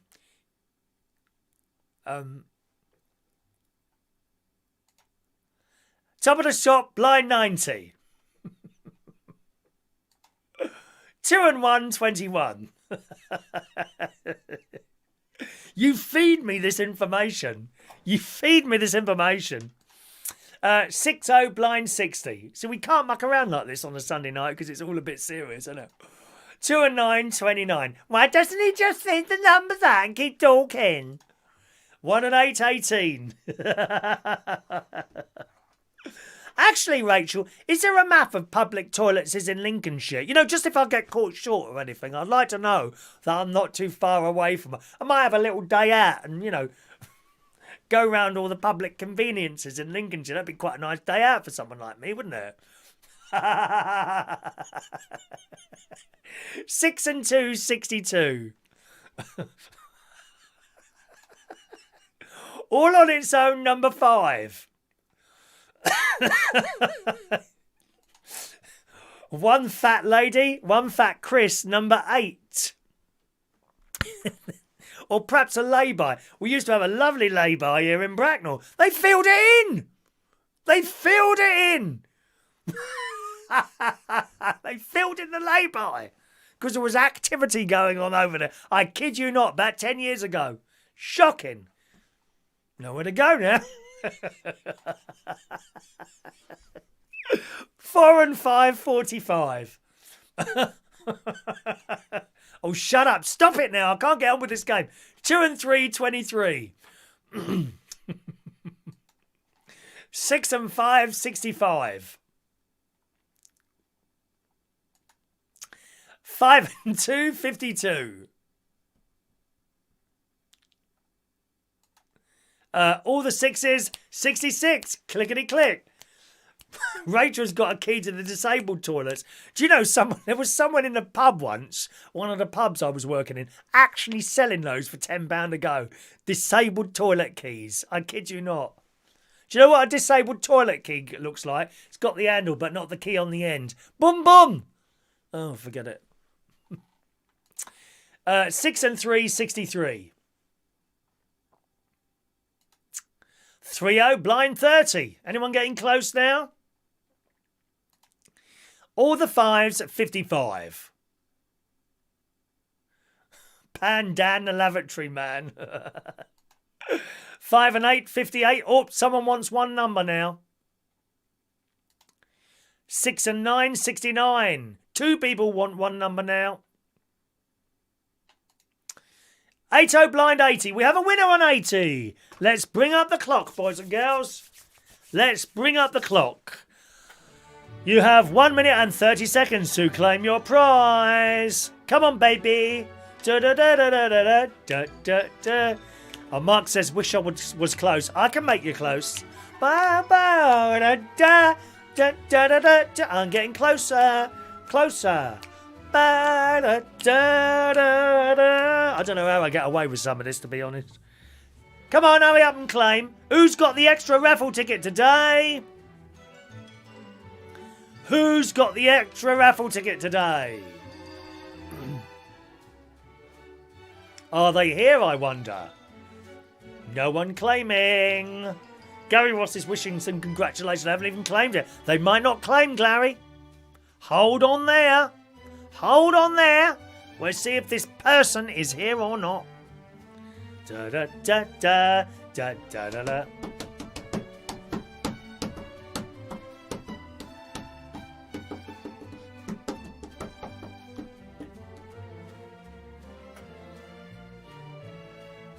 Yes! Shania is claiming bingo!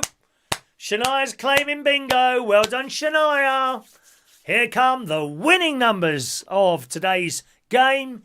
8, 9, 10, 11, 29, 30, 39, 46, 51, 53, 69, 73, 79, last number 80, and 84. Round of applause for Shania. Well done, Shania. You get another raffle ticket, which is underneath Daddy's one. Look, it's underneath Daddy's one. Ticket number 524. Shania still. Ticket number 524. Well done, Shania, darling. Can we have a round of applause for Shania? It's in the house tonight, boys and girls. Let me just delete that one. There we go. Delete that game and close. There we are. And that's done. Well done, Shania. All right, my love. It's not a vicar, dear. It's a priest, love. Where do you all get this vicar thing from? Isn't that pretend church? What's that one called? I can't remember the name of it. You know, they get about 3 people in there on a Sunday. That's when they're open. Dear me. Have you been in the Church of England church? There's like about 3 people in there. One service every month on a Sunday to get 3 people turn up. God knows how they manage to keep the lights on. In fact, a lot of the Church of England now, they don't have electricity in their churches and they can't afford it. You have to go in there in a blanket in the winter. 3 people sitting there. Dear me. All right. Well, that's it then, gang. Thank you so much for joining us on this exciting... My noise has changed. Has the noise changed? The sound suddenly changed then, strangely enough. That was very strange, wasn't it? Shania said, I'm glad I didn't go to church this morning. Oh, my God. I can't believe you said that, Shania. So basically, Shania, what you're saying is that you're glad you're there because you won the bingo. What will God think, darling? What will God think? I hope you say next... You better go to confession this afternoon after coming out with that comment, my love.